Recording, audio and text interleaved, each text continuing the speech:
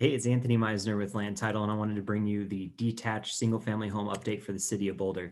The city of Boulder was at a huge advantage going into COVID last year, and now that we're about a year past the shutdown, we're really seeing the amount of inventory that was available over the last couple of years being diminished down to a much, much lower level. Now, keep in mind, the city of Boulder has had more inventory than the rest of the county for the duration of the last few years.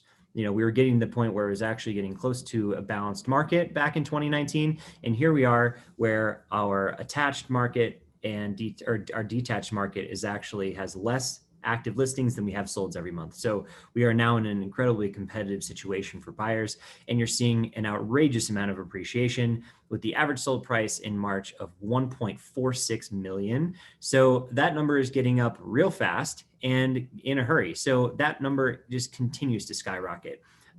We are surprisingly are seeing so many more under contracts than we've seen, and I can show you why here. So if we look at this, let's skip that. Let's go to this slide first. This is a slide to show kind of where we are this year versus last year. So we're up about 2% in sales from this time last year. And that number is going to outpace last year as long as we have inventory available. So we have a lot of inventory on the market. We just don't have enough inventory to kind of match all those buyer needs at certain price points. So at certain price points, we're going to be very limited. But the city of Boulder Detached is actually in one of the best positions. And the reason there's actually inventory available is because it's so expensive to live in Boulder. With the average sales price over here, we're seeing these crazy changes like $250,000 year-over-year appreciation. That doesn't necessarily mean you got that in your home. But what it does mean is that the price of homes in the city of Boulder are rising very, very quickly. And as you can see, that's happened over the duration of history.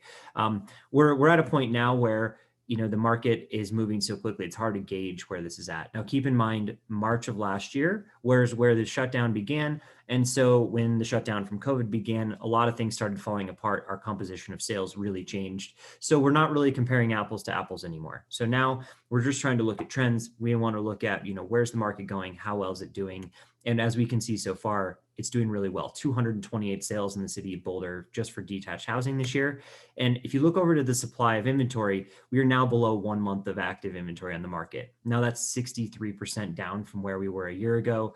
And as you can see, that generally trends up towards the summer buying season. So spring is really when a lot of listings come on the market, and they continue to come on the market throughout the summer.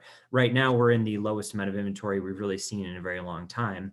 And we're going to start seeing inventory rise a little bit, but there's so much buyer demand that it's coming off the market as fast as we can get it on there. So keep that in mind. Boulder is in a much better spot if you can afford to buy in the city of Boulder than a lot of places in the county, because there actually is something to go look at, right? Less bidding wars, less way over asking price offers, but they are still happening because it's such a competitive market out there.